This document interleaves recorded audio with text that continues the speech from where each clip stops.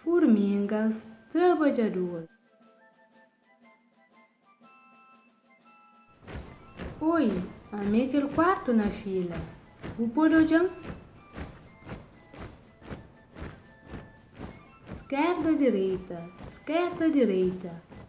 Não pode andar quieto, não fila. Não tenho uma ideia. Não arranja uma moto para ficar mais rápido.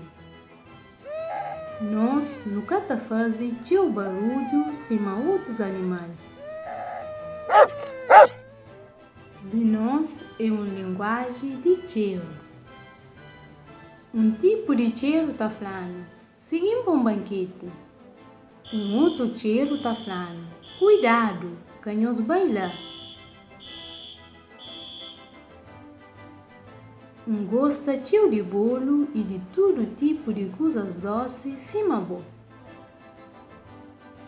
Bucre hoje a minha músculo tá trabalhando. Pode parecer pequenote para bo, mas a mim é forte. Cada porta se portas está fechada.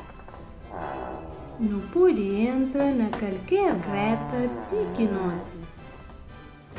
Ou acredita ou não, tio de nós está mora junto e não está contente com o companheiro.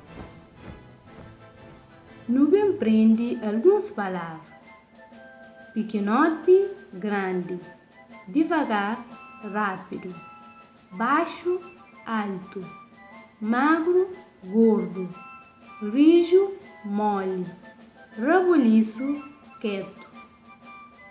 Que li é algumas palavras ao contrário de companheiro. Você pode fazer frases com cada uma dessas palavras ali?